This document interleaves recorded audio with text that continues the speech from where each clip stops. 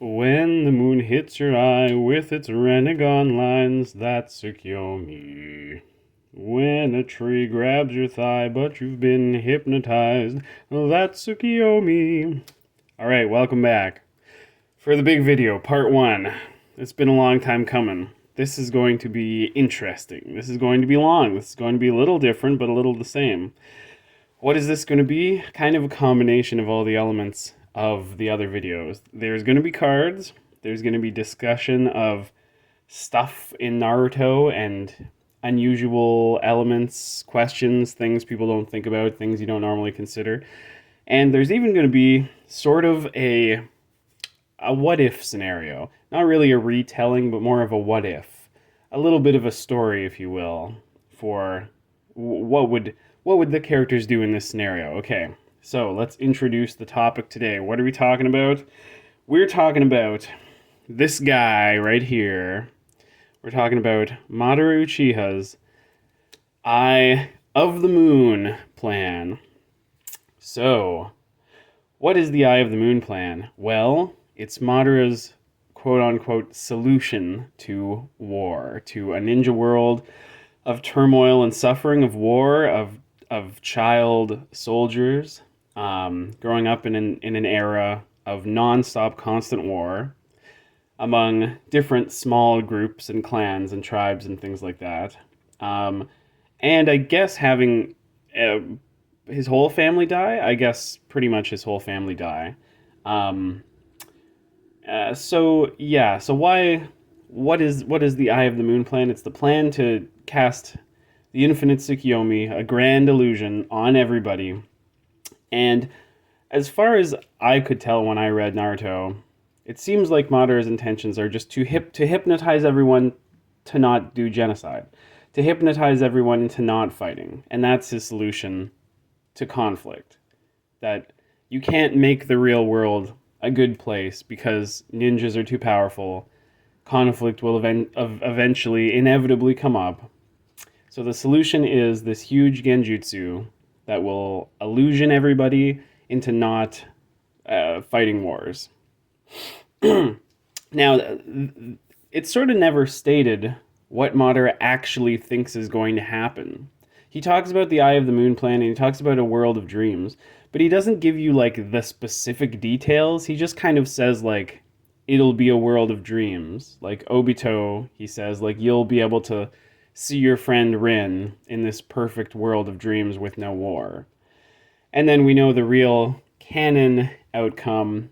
It just kind of discards this idea. It doesn't even really discuss it. The canon outcome is just that Black Zetsu was a sort of a double agent, and the infinite Tsukiyomi, it does sort of hypnotize people into thinking they're living in a perfect world, but really they get tied up by a giant tree, and the tree will just suck them dry. The tree will suck out their life and their chakra. Everybody will die, and then all chakra will just go back to the sort of god of Naruto, or the goddess of ninja, Kaguya, who Black Zetsu is kind of working for. So I think that is sort of a trend in anime. There's the problem of not taking a villain's plan seriously when the plan is ultimately to the benefit of everyone. Like in there was a similar situation in what's that show called? Zero or whatever, where they summon the heroes and they fight with Shakespeare and they fight with King Arthur, etc. There's a villain in that who also sort of wants to just like create a perfect world. And again, the heroes kind of just beat him and they're like, "You can't do that. You're a bad guy. We got to get you." And there's no real sort of philosophical musing or discussion on like, "Oh, is this a good idea? Is this a bad idea?" So we're going to take this plan seriously, and we're going to sort of interpret it how I think Madara meant it. We're going to interpret it not as an infinite Tsukiyomi where everyone gets hypnotized by trees and sort of drained and turned into tree goo. We're going to think of it as Madara might have considered it, a perfect world where people don't kill and don't commit war crimes and etc. So, That's our introduction. Now, our first sort of topic has to do with this guy. This guy is the second Mizukage, Gengetsu Hazuki, related to Suigetsu. And we're going to talk about his clam. That's right. We're here for the clam. I think it's a clam. Is it an oyster? He has a summon. He has a summon that summons a big clam. And the big clam sprays out this mist, and it creates a genjutsu so you can't see where it is. Now that's kind of weird, because genjutsu affects the mind of a ninja usually. And it messes up their chakra flow, and it makes them see things that aren't really there. But when the clam disappears, like this guy, Gengetsu, he's reanimated as a zombie. He's an Edo Tensei summoned zombie, and he's trying to help the people fighting him to win, because he doesn't want to just randomly kill Miss Ninja and everybody else.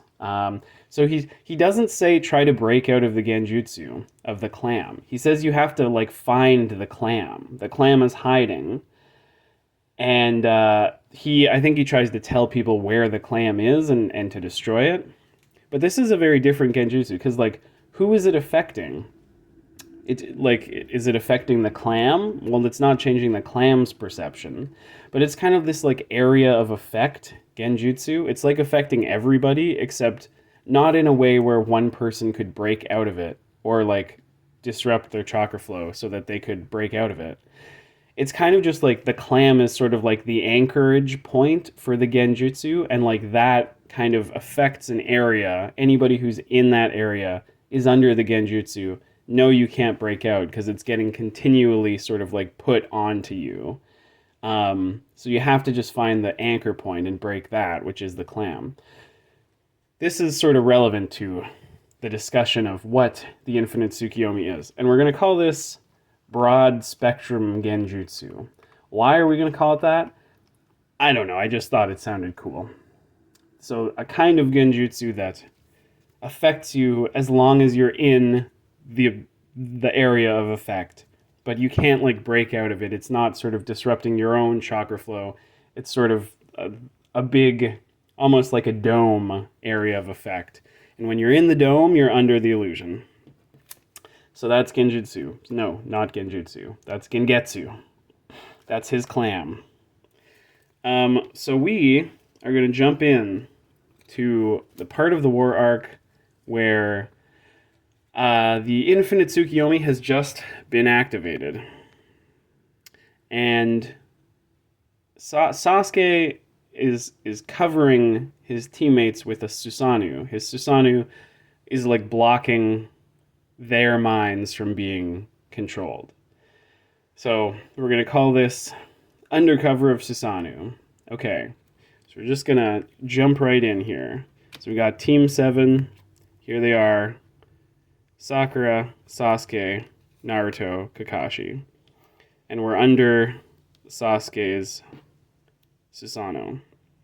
So, Sasuke, so in this kind of what-if scenario, by the way, the what-if scenario is going to be like, what if the infinite Tsukiyomi did work the way Madara intended it to? So this is what the characters might have done under that circumstance. So right now, they don't know what's going on. The infinite Tsukiyomi is unfolding, and Sasuke in this version would identify it as this new kind of genjutsu, this broad spectrum genjutsu. And he tells Naruto that because they have Six Path Sage chakra right now, they're going to be immune to this, to any mind controlling effect or any change to their own minds. He doesn't say anything about Kakashi and Sakura. This is Sasuke, right? He's just like, we'll be okay.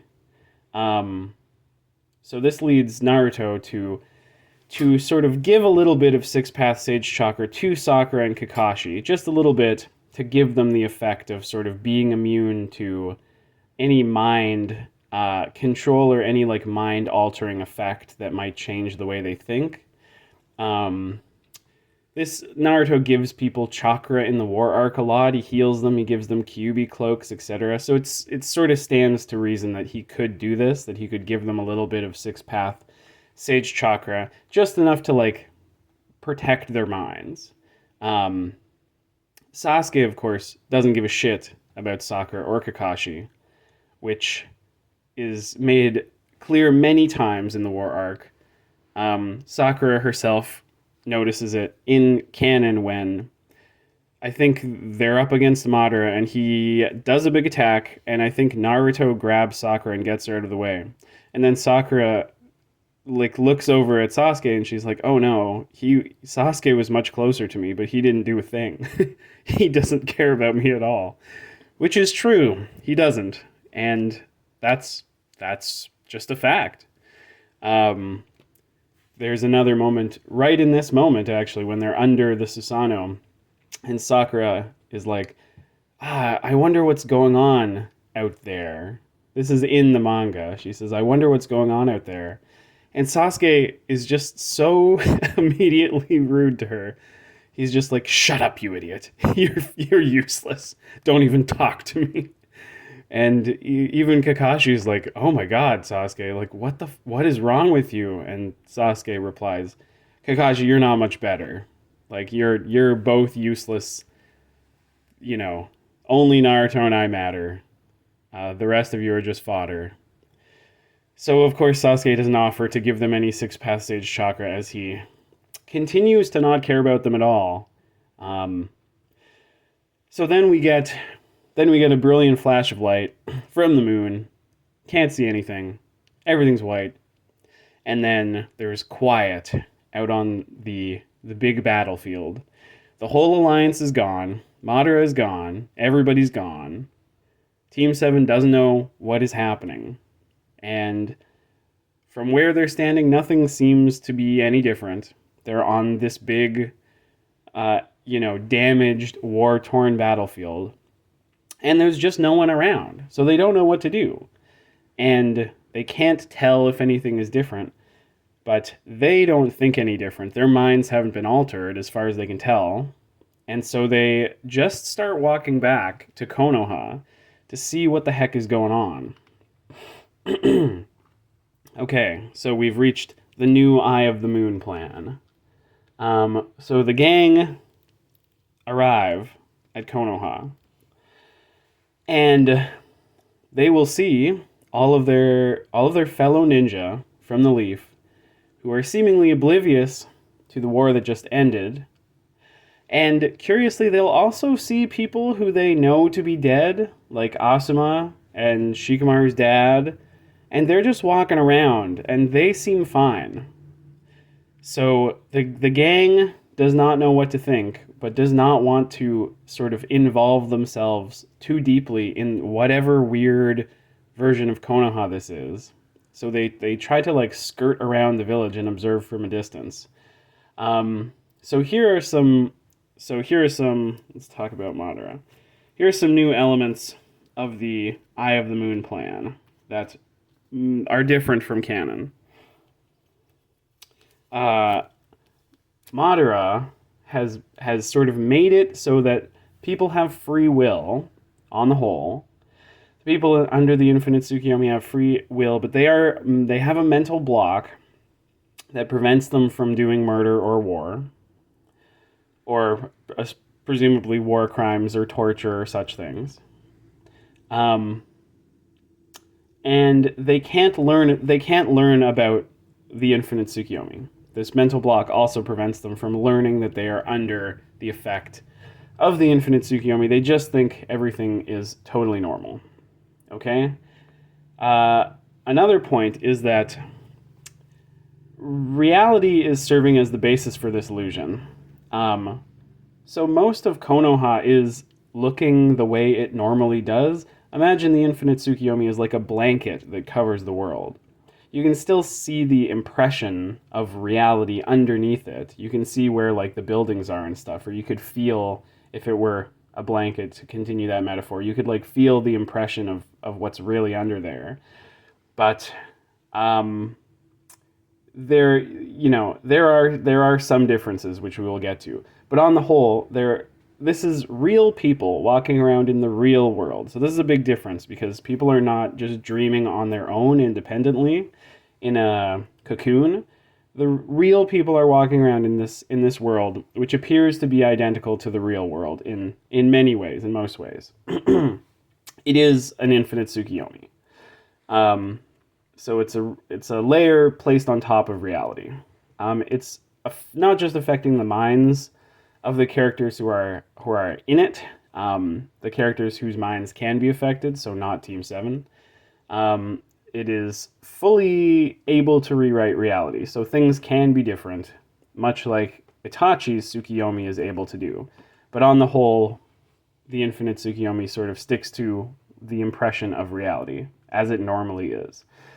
So dead people, people who have died, have been resurrected in a sense, but only the Rinnegan, the Rinne rebirth can actually resurrect people for realsies.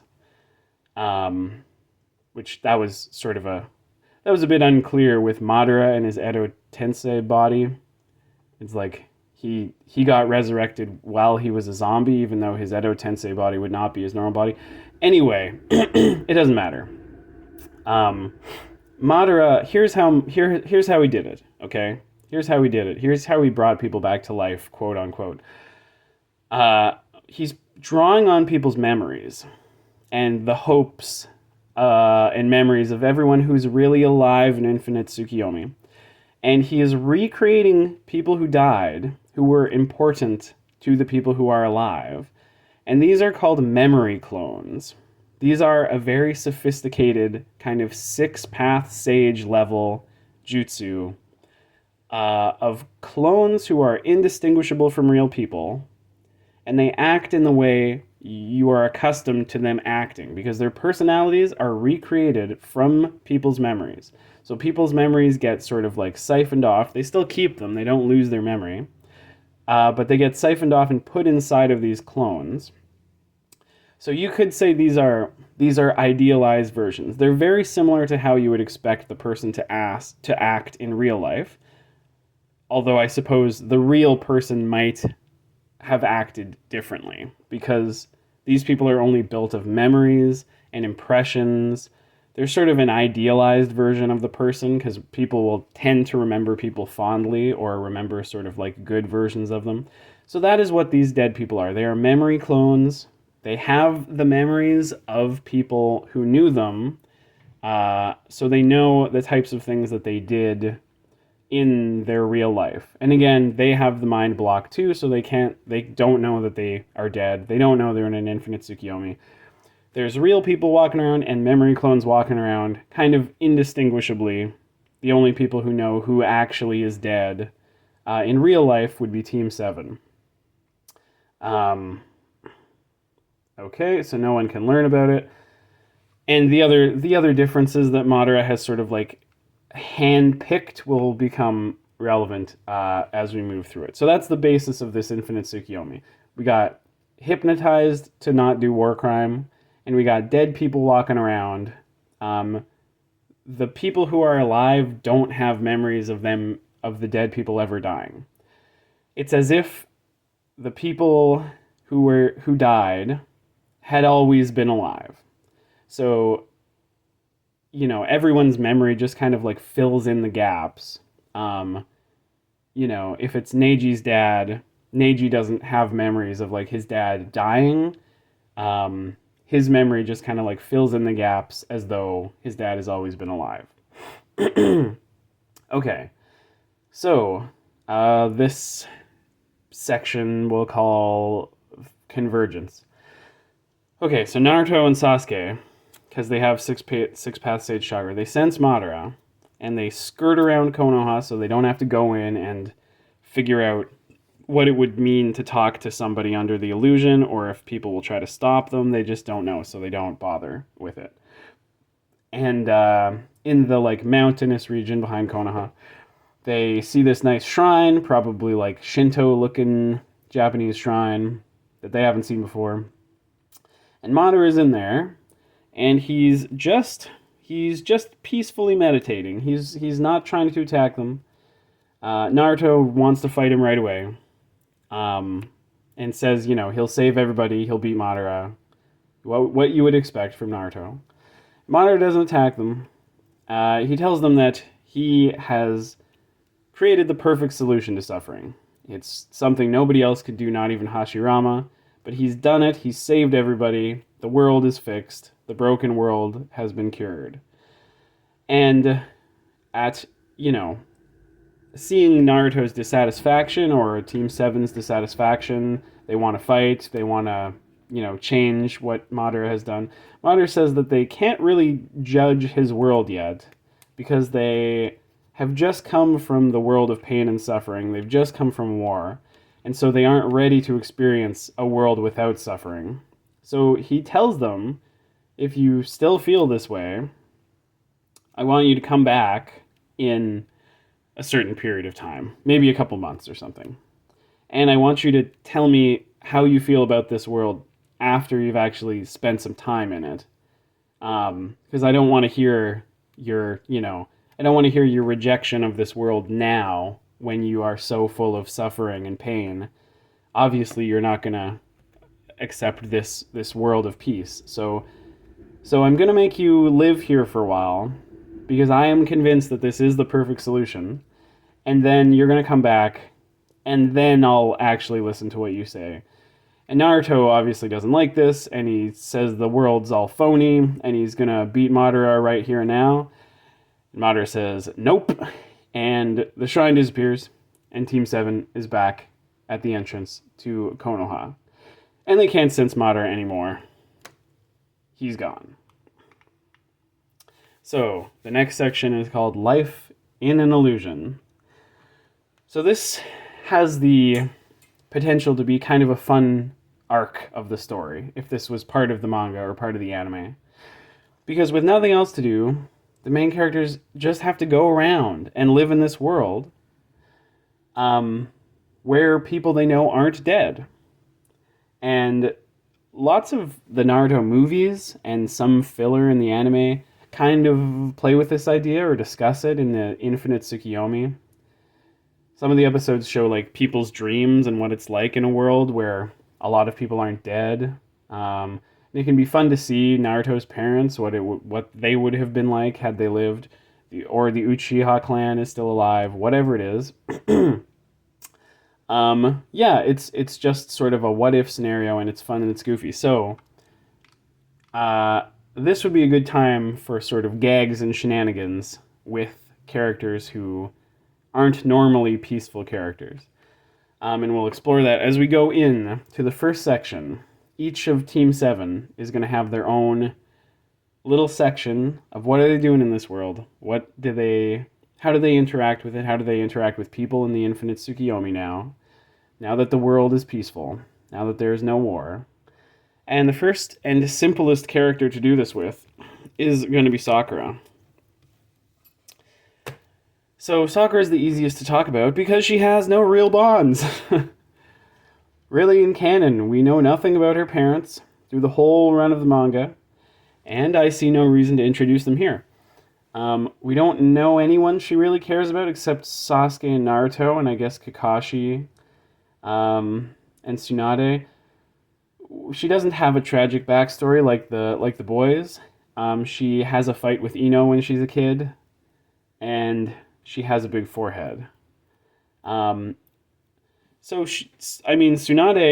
is alive. Tsunade is doing great. Tsunade is fine.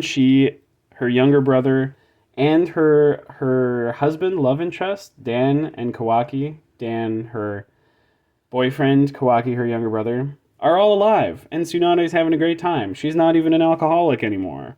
She doesn't have to drown her sorrows. She's doing great. She's doing fine. She's still the Hokage. And she's living a happy life. So that is something Sakura would take note of, and kind of compare it to the real world, I guess. Sakura is going to be going around Konoha because she doesn't have a lot of sort of tragedy to explore. She's just going to be going around watching people who were lost and the relationships they have with the people who are alive, who don't know that they ever died.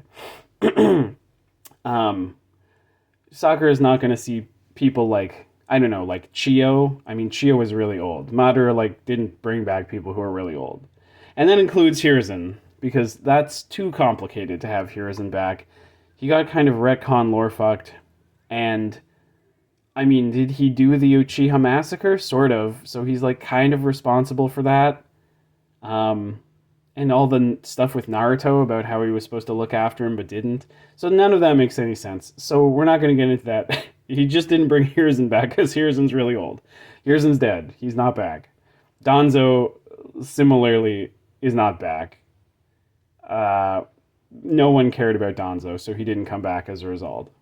I guess someone would have cared about Hiruzen, maybe like his grandson, but Hiruzen isn't back, and Danzo's not back because only people who were missed in the memories of the people in the Infinite Tsukiyomi were brought back, with exceptions. So Sakura's time in the Infinite Tsukiyomi is going to be spent observing other characters, walking around, seeing how people are living their lives, how the memory clones are living with the real people. So she can see silly stuff like a guy like Orochimaru, living in the Leaf Village, not doing any war crimes, running like an orphanage with Kabuto, and you can have silly gags where like Orochimaru is really good with kids, but he's still like really scary and has a long tongue, and he like points to the chalkboard with his long tongue. Goofy stuff like that, where Sakura is kind of like weirded out by how nice everything is and how nicely people are getting along. She'll also see interactions with characters like Neji and his dad, which I guess technically in canon by this point Neji is dead, but that just didn't happen. It's just not canon. It doesn't make sense that he died to a stick. We're just gonna forget that. Neji's alive. His dad is dead, but his dad exists as a memory clone right now. Sakura is gonna see Hinata and her mom interact. She's gonna see Shikamaru and Asuma and Kurenai and Asuma interact. There's a little Kurenai. She's gonna see Might Guy and his dad, Might Die, and Rock Lee all interacting. 3 generations. No, Rock Lee is not related to them, but basically 3 generations of that kind of guy. She's going to see Tsunade, Dan, and Kawaki. She's going to see Sai and his brother. And yes, the most important pairing in all of Naruto, Sakura is even going to see Hayate and Yugao. That's right. The sick guy and the purple hair lady. They finally get their happy ending. Sakura is going to see them being in love, having a relationship, and Yugao doesn't have to avenge her lover anymore. Best relationship in Naruto. Also, at this point, I am forced to acknowledge that I do not have a Hayate card, which is very sad. I have all the other weird little side special Jonin guys and Shunin from Konoha, but I do not have Hayate. Terrible. So Sakura ends up being kind of unsure about this whole world. It seems to have done a lot of good, but is it really okay for people to live alongside basically just their own memories like this? Their sort of idealized version of the people they lost, who are making their own decisions. They are autonomous. It's just that they are recreated from memories others have of them. And so that's sort of all they know. They just know what you know about them. And of course, people technically are having their free will reduced, not completely removed, but certainly reduced just to prevent them from war. And at the end of this section, we will sort of explain, like, how does a ninja village work where you don't kill people in the world? Well, it works pretty well because ninja can be hired to do social services.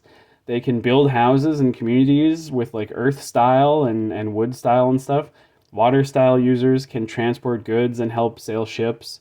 Earth style can farm and make crops and till the land and stuff.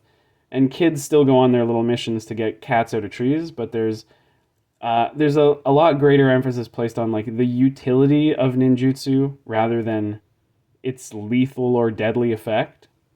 Even fire style guys can like make rain clouds, like Sasuke does when he needs to make a Kirin for like arid or dry areas. So the ninja system on the whole seems better. I mean, I'll let you decide for yourself. But at least the ninja system on the whole in this Infinite Tsukiyomi is operating on a more social basis. Most of what the ninja villages do is sort of useful for everyday people. It's helpful.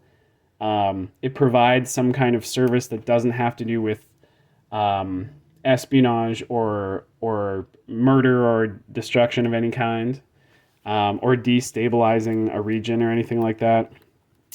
So yeah, that's the story with the ninja villages. Okay, so that's the story of Sakura in the Infinite Tsukiyomi, and I was gonna go on from there, but I think I'll break this up into more parts because there's a lot left of this story to tell, a lot left indeed, and we will see more new cards, and we will see what the heck happens in this world, in this perfect world of dreams. So that's the end of part 1, but part 2 will be coming soon. So we will talk again soon. We will see what happens. I think the next character to explore is going to be Kakashi. We're going to see what does it look like for a man who's lost everyone he ever cared about in his life to suddenly be met with all of those people again, walking around, living in Konoha. What does it do to Kakashi? Find out next time.